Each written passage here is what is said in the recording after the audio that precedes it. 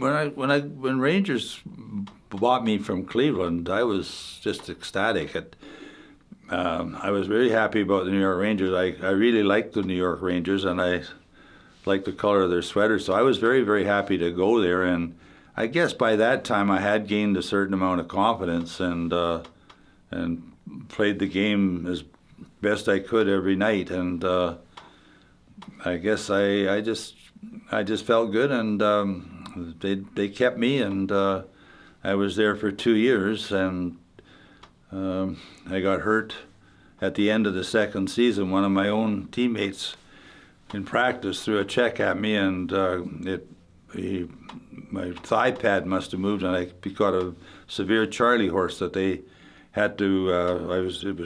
We were practicing in Montreal for the last game of the season, and they had to fly me back to New York, and they operated on my leg, and I never really played in the National League after that.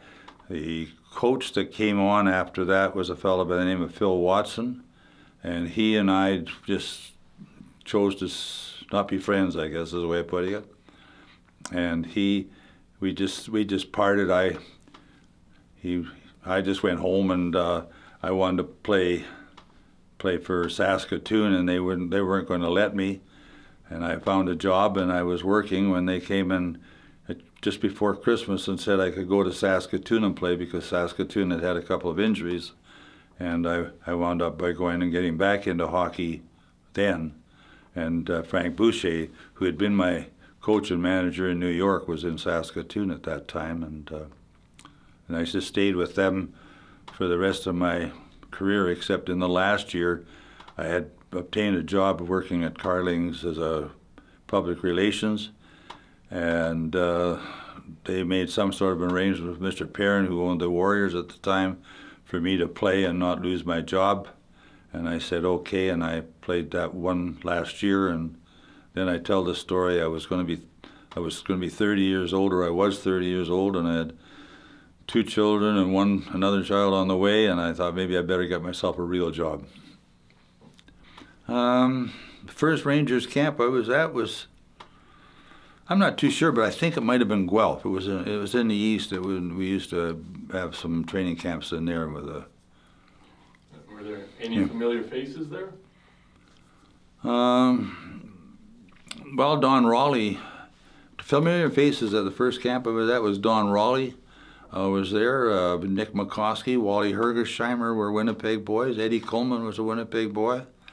Of course, Johnny Bauer, I'd played with him in Cleveland, so he was. So I really didn't feel strange. And there was a player there at the time by the name of High Buller, who had played in Cleveland, and when he'd gone to New York before, and I guess, filled his spot in Cleveland, and he kind of took me under his wing, and it was like the kiss of death for those guys that tried to help me, I guess, because he got traded away too, and he got traded. I think he went to Montreal, but that was pretty basically the end of his career.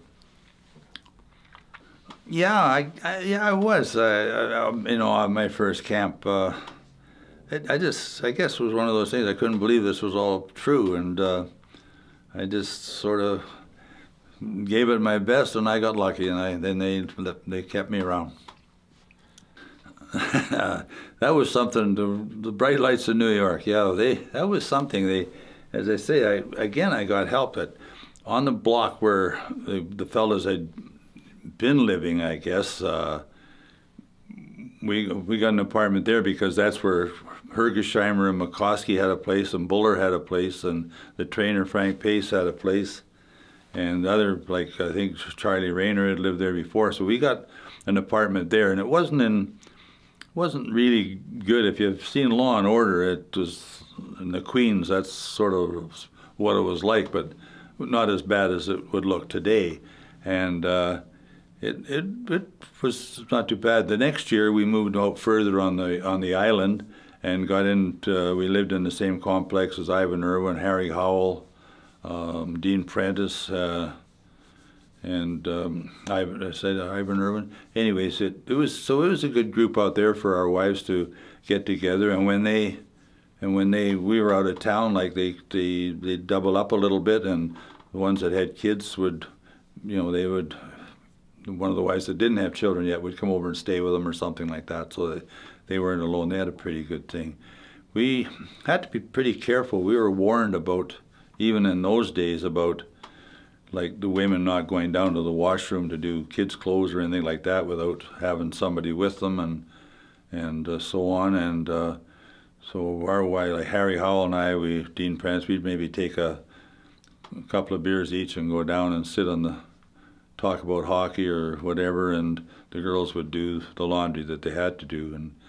But they told you there in a meeting at the start of the season to first thing you do is get the locksmith in and change all the locks, because you didn't know who had keys to your apartment, and if you didn't go downstairs at nights by yourself, like as far as the girls were concerned, things like that. It was you had to be careful.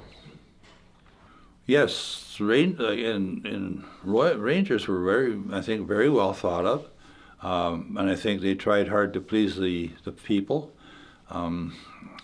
We were in the old Madison Square Gardens, of course, and we didn't really have a rink to practice in because there was so many things going on in the gardens at that time.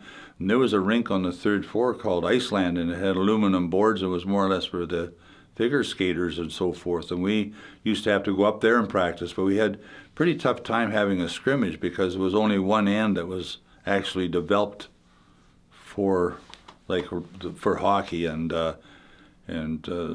so our practicing at that time was not the greatest, but we were treated good. These people that High Buller introduced me to, like they'd take us out for dinner, and it was good and very very well thought of. I do recall my first goal, and I do have the puck on the mantle at home. It was surprisingly enough, it was November the 11th.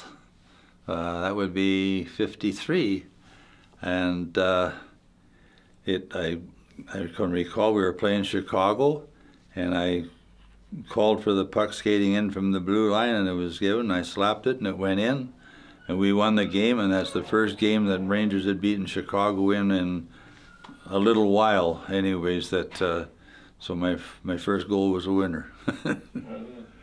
Oh, good. It was good all over. It was loud, and New York with the various accents when they used to yell out at Richard and Richard, and that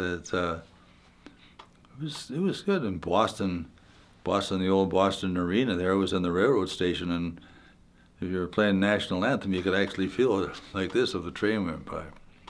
And I know that old Olympic rink you talk about, you've probably heard the stories about that, the guys that tried to have showers. I mean, Christ, there'd be ice on your body by the time you got back to the dressing room.